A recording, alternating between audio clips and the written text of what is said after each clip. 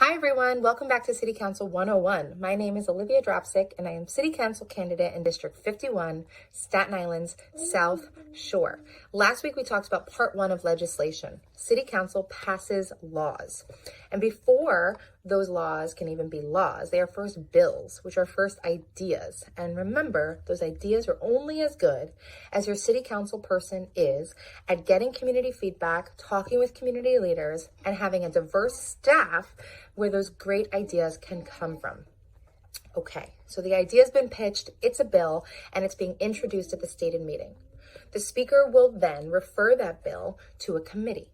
In some cases, the speaker may refer it to joint committees, and both committees will have to eventually vote on it. But in most cases, it is one.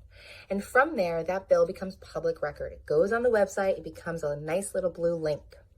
And here is where the fun begins. This is really the second part of legislation, is where the public comes in. Community groups, advocacy groups, and individuals are reaching out to their city council person, making comments, and signing up to testify at public hearings. Other city council members are also sort of tapping into this bill and possibly coming on as sponsors. And if a city council person really believes this bill is going to help improve the quality of life of their residents, they should be making sure that other city council members know why and that they join on as sponsors.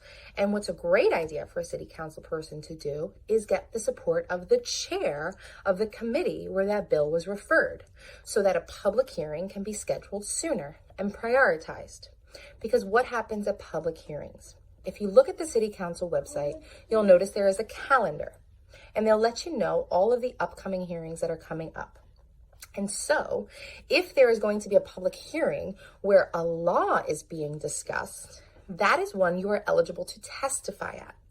And in some of the cases, no one testifies or hardly anyone testifies. And then there are others where these public hearings are hours long.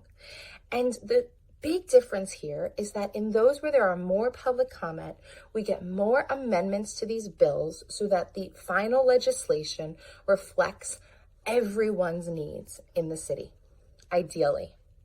So community groups, advocacy groups, individuals can sign up to testify on the city council website. You can sign up to testify at these public hearings where the bill is going to be discussed by clicking. There's accessibility options, there are translation options, so everyone is invited to these. No one can be turned away from speaking. You can sign up to 24 hours in advance, and if you cannot make the hearing, you can submit written testimony up to 72 hours later. Or you can be ensuring that you are giving your city council person a call and letting them know that if you can't make it to the meeting, that this is what you need to say. And your city council person should be saying, here's the link to testify. Here's the link for written testimony. I want this on public record. Your voice matters.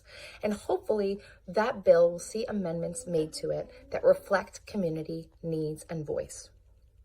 And from there, this bill is now going to have all these amendments and will hopefully move to a vote. And that is going to be part 3. As always, thank you so much for watching. Have a wonderful, wonderful day. Here's Henry. Have a good week.